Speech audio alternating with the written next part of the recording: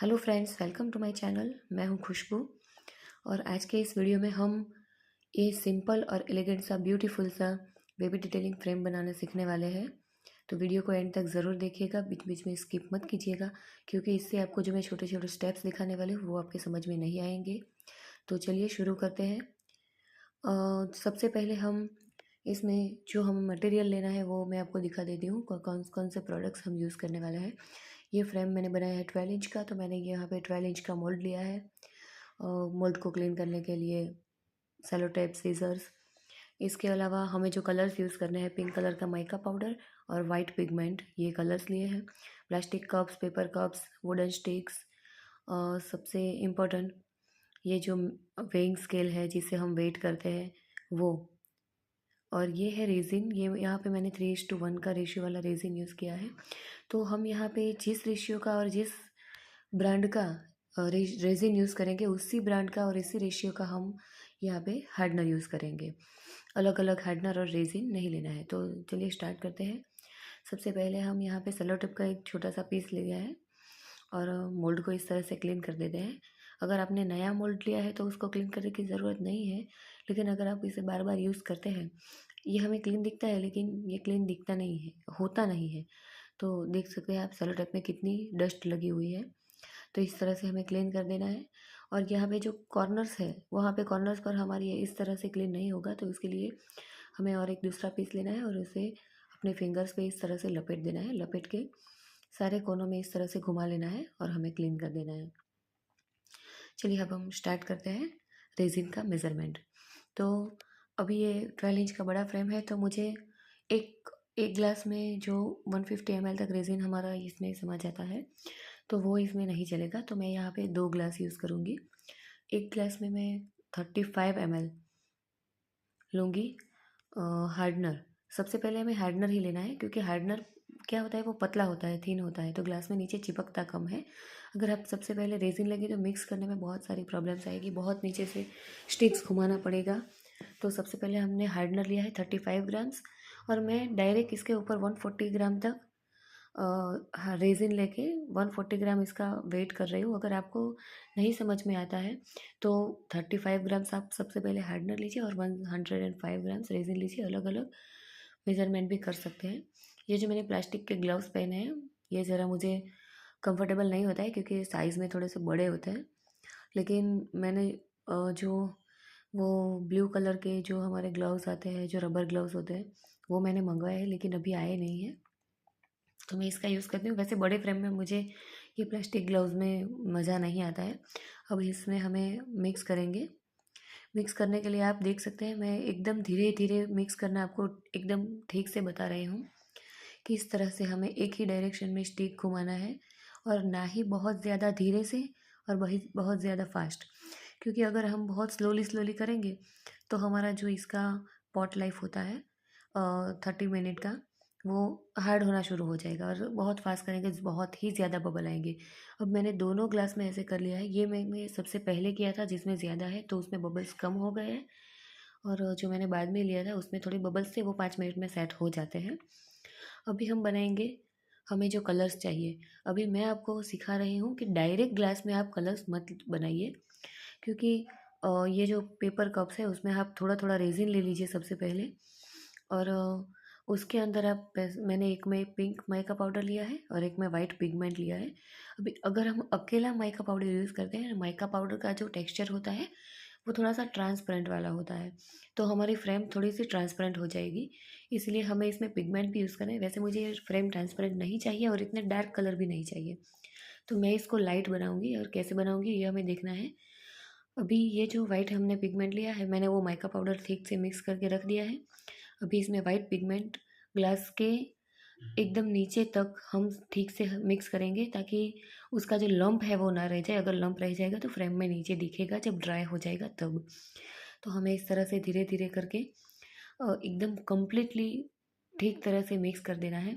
और मिक्स करने के बाद अभी हमने ये जो दोनों हैं वो मुझे ठीक एक सेम ही क्वांटिटी में चाहिए। तो इसमें मैंने पिंक माइका पाउडर जो मिक्स किया हुआ था वो मैंने एक में डाल दिया है। और अभी हम इसका कलर चेंज करेंगे, तो किस तरह से करेंगे, ये माइका पाउडर डाल के मैंने इसमें मिक्स कर दिया। और अभी हम लेंगे वाइट पिगमेंट, ये मैं दिखा रही हूँ। वाइट पिगमेंट है, उसको हमें ये दूसरे ग्लास में डाला, थोड़ा सा मैंने बाकी रखा और वो जो पिंक वाला है उसके अंदर मैंने वाइट पिगमेंट वाला डाल दिया। इससे क्या होगा, हमारा जो ट्रांसपेरेंट वाला टेक्सचर है वो भी चला जाएगा और कलर जो मुझे एकदम लाइट बेबी पिंक कलर चाहिए वो मेरे पास नहीं था, वो भी मैंने इस तरह से बना दिया है। तो आप भी अगर आपको शेड्स चेंज करने हैं तो इस तरह से एक दूसरे में कलर्स, वाइट कलर या इस तरह से मिक्स करके आप शेड चेंज कर सकते हैं। और माइका पाउडर से भी आप पिगमेंट बना सकते हैं इस तरह से। और इस तरह से मिक्स करने के बाद भी ग्लास की मतलब जो किनारी होती है वहाँ पे हम मिक्स करके ठीक कर लेंगे। अभी हमने ले लिया है मोल्ड, मैं नीचे आ गई हूँ क्योंकि मेरा टेबल थोड़ा सा बैलेंस में नहीं था, तो मैं ये नीचे पेपर बिछा के, न्यूज़पेपर बिछा के उस पर ही मेरा काम करती हूँ अभी, जब तक मेरा टेबल ठीक नहीं हो जाता। तो मुझे टेक्सचर चाहिए थोड़ा सा, कुछ कुछ पिंक, कुछ कुछ साइड पे वाइट, पूरा मिक्स कलर नहीं चाहिए मुझे, थोड़ा थोड़ा अलग दिखना चाहिए। तो मैंने क्या किया है, पिंक को तीनों कोने में थोड़ा थोड़ा डाल दिया है और वाइट को बीच में जो जगह बची वहाँ पे मिक्स कर दिया। अभी हम यूज़ करेंगे हीट गन का। हीट गन का यूज़ हम दो तरह से करते हैं। सबसे पहला यूज़ है कि इसमें बबल्स निकल जाते हैं, जो ये कॉर्नर्स है वहाँ पे, कॉर्नर पे जब हमारी फ्रेम ड्राई होती है तब हमें दिखता है, अभी नहीं दिखता है, वहाँ पे बबल्स होते हैं। तो वहाँ पे सारे कॉर्नर्स पे ठीक तरह से घुमाना है और ठीक तरह से घुमाने के बाद ये जो वाइट और पिंक का कलर है वो मुझे अलग अलग नहीं चाहिए, एक दूसरे के अंदर मिक्स हुआ हुआ चाहिए। आपको जिस तरह से करना है आप कर सकते हैं, इसका कोई रूल्स नहीं है कि हमें ऐसा ही करना है, लेकिन मुझे ऐसा शेड चाहिए तो मैंने इस तरह से किया है। अभी इसमें मुझे थोड़ा सा कुछ बाल वैसा लग रहा था तो मैंने वो निकाल दिया स्टिक की हेल्प से। अभी मैं उसमें स्टिक की मदद से टेक्सचर दूंगी। टेक्सचर ये जो हम करते हैं वैसे का वैसा ही नहीं रहने वाला है, क्योंकि ये 3:1 का रेजिन है, इसमें जल्दी ड्राई नहीं होता है, तो टेक्सचर वैसे का वैसा नहीं रहेगा, लेकिन मुझे दोनों कलर थोड़े थोड़े मिक्स चाहिए। तो ये अब मेरा ये काम हो गया है और अब मैं इसे कवर करके रख लूँगी। कवर करना बहुत ही ज़्यादा ज़रूरी है क्योंकि अभी हमें नहीं दिखता है, लेकिन जब हमारा ये जो प्रोजेक्ट है वो ड्राई होता है तब हम देखते हैं छोटे छोटे डस्ट पार्टिकल्स आते हैं और शाइनिंग नहीं आती है। तो अभी हमारा ड्राई हो गया है, दूसरे दिन हम देख रहे हैं। वैसे यहाँ पे 12 आवर्स अगर हम करते हैं तो चलता है। 12 आवर्स तक ड्राई करने के बाद हमारे यहाँ पे स्टिकर्स यूज़ करने हैं। मैंने यहाँ पे स्टिकर्स यूज़ नहीं किया, मैंने यूज़ किया है इंसर्ट शीट्स। ये थोड़ा सा रीज़नेबल रेट में हो जाता है, स्टिकर्स थोड़े से कॉस्टली होते हैं।